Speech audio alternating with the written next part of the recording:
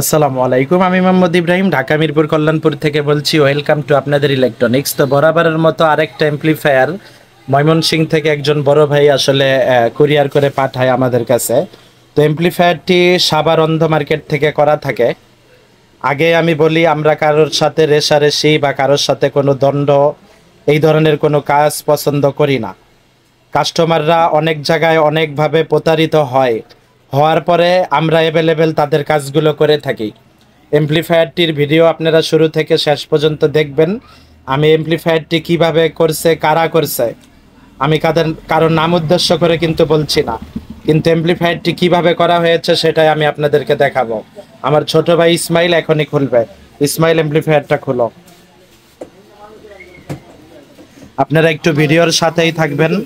আর আমার দোকানটা মেন রোডের সাথে ভাই, এই কারণে একটু নয়েজ হয়, সমস্যা হয়, এর জন্য আমি আন্তরিকভাবে দুঃখিত। তো আমরা এর জন্য ব্যবস্থা করি, মাঝে মাঝে আমরা আমাদের বাসায় চলে যাই ভিডিওগুলো করার জন্য। সব ভিডিও বাসায় করার মতো সময় হয় না, যেহেতু দোকান আছে। তো এটা মেন রাস্তার সাথে, যদি নাও হয়ে মার্কেটে বা উপরে হতো এত একটা শব্দ হতো না। তো এই হচ্ছে এমপ্লিফায়ারের ভিতরের অবস্থা। হ্যাঁ, মানে এই হচ্ছে এমপ্লিফায়ারের ভিতরের অবস্থা। এই যে আপনারা দেখতে পাচ্ছেন পিটিকনের 10,000 মাইক্রোফ্রাইড 100 ভোল্টের ক্যাপাসিটর একবারে যান শেষ। মানে এইদিকে দেখতে পাচ্ছেন ফেটে ফুটে বাইর হয়ে গেছে, আর আরেকটা ক্যাপাসিটর এইদিকে খুলে বসে আছে।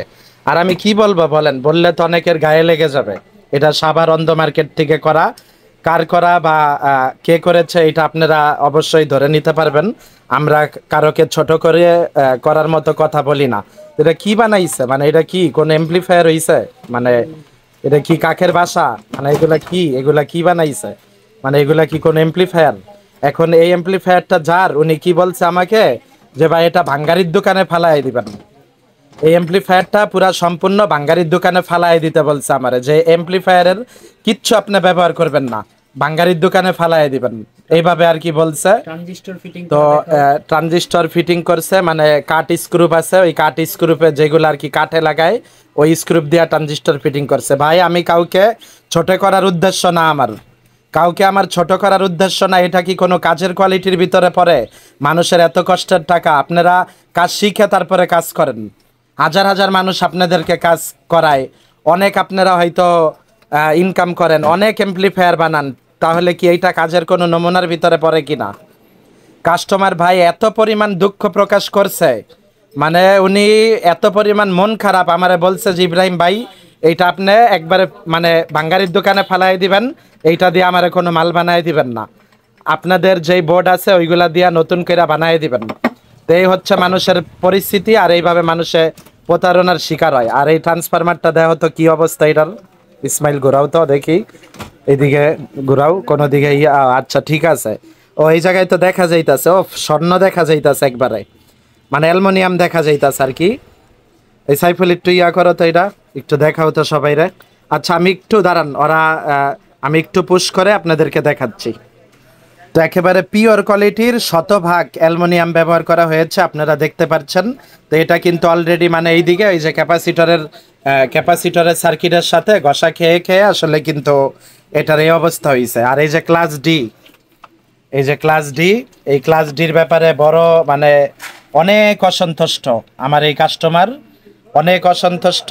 মানে উনি প্রায় মানে একবারে ভাইঙা পড়ছে এমন একটা অবস্থা। তো ভাইকে আমি সাহস দিছি যে ভাই সমস্যা নাই, আপনি কোনো টেনশন করেন না, ইনশাল্লাহ আমরা আপনাদেরকে লাইফ টাইম সার্ভিসিং ওয়ারেন্টি সহকারে 100% একেবারে কোয়ালিটি সম্পূর্ণ এমপ্লিফায়ার তৈরি করে দিব। তা আমাদের এমপ্লিফায়ারের ব্যাপারে আমরা ঢোল পিটাইতে আসি নাই, আপনারা আমাদের এমপ্লিফায়ারের সম্পর্কে জানেন।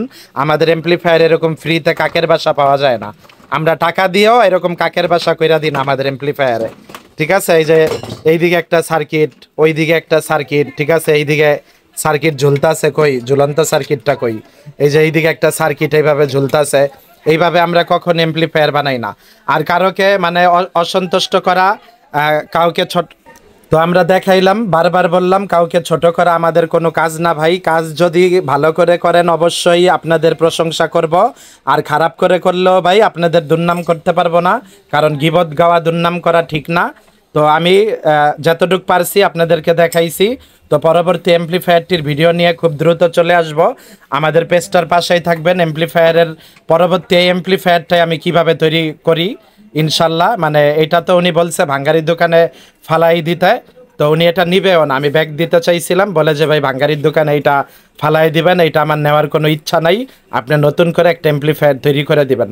তো এই ভাইকেই আমি কোন অ্যাম্প্লিফায়ারটা তৈরি করে দিই বা কিভাবে তৈরি করে দিই বিস্তারিত সব কিছু কিন্তু আপনাদেরকে দেখাবো। আমাদের পেজটার পাশেই থাকবেন। তো এতক্ষণ কষ্ট করে যারা ভিডিওটা দেখেছেন সবাইকে অসংখ্য ধন্যবাদ। হয়তো ভিডিওটাতে কাকের বাসায় বেশি দেখাইতে পারছি, ভালো তেমন কিছু দেখাইতে পারলাম না। তো সবাই ভালো থাকবেন, সুস্থ থাকবেন। চলে আসবো নতুন কোনো ভিডিও নিয়ে। আসসালামু আলাইকুম।